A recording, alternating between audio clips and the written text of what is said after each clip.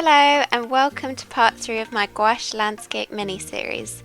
Sorry for the wait and hope you enjoyed the time-lapse. Today I'll be showing you how I painted a dramatic lightning scene. The original piece and prints are available for sale in my shop. I also have some Addams Family signed prints in store. The links are in the description.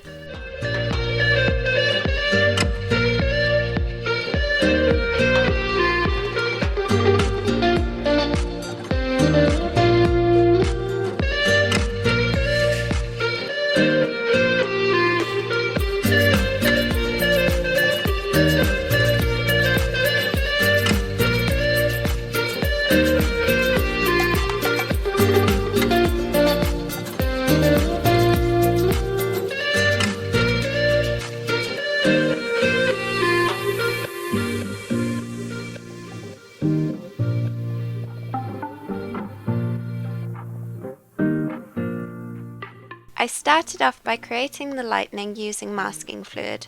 I did film this part, but because the masking fluid is clear, it does not show on the camera, so I skipped this part. For this piece I am focusing on blue and purple tones, which might sound counterintuitive for this energetic scene, but some contradictions work well.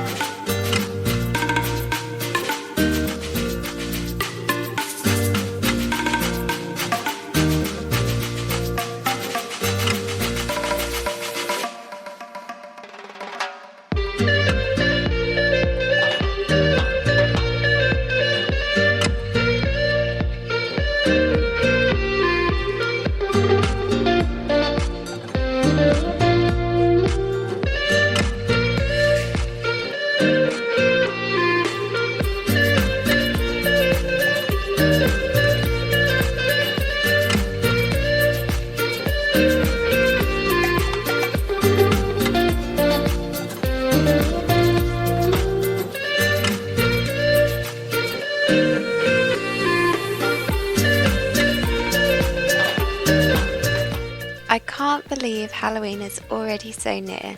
I would normally decorate, but it's been a bit of a strange year, to put it lightly. Despite everything, I still have my show going on this week at Viva, Dalston and Hackney till the 31st. I also have a show coming up at the Arts Depot in North Finchley. Details are in the description.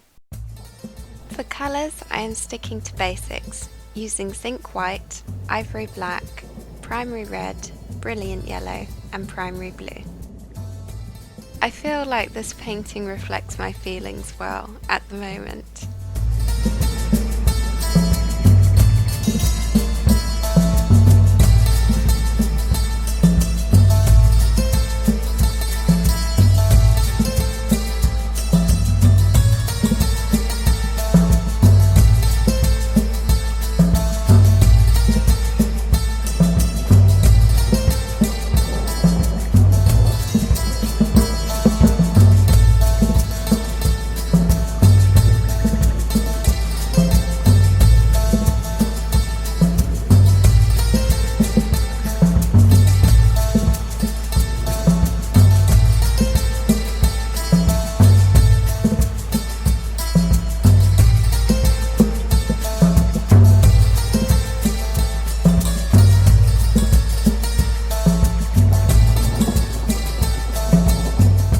Now for some lightning facts.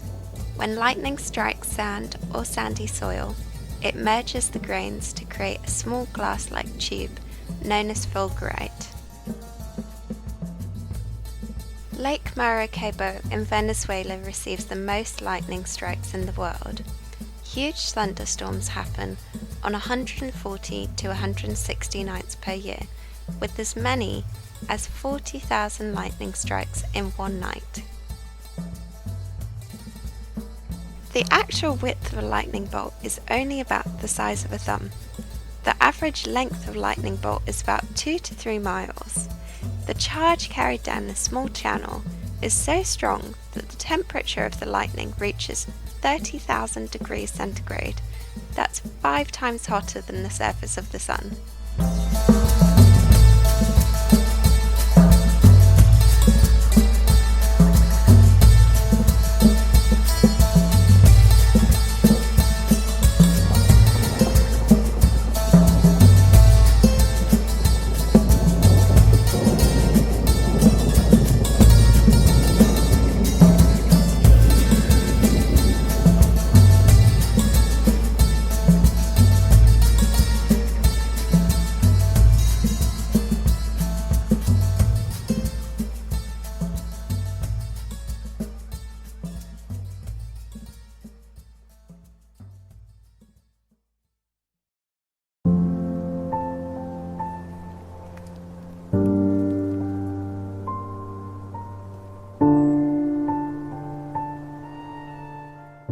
love removing the masking fluid.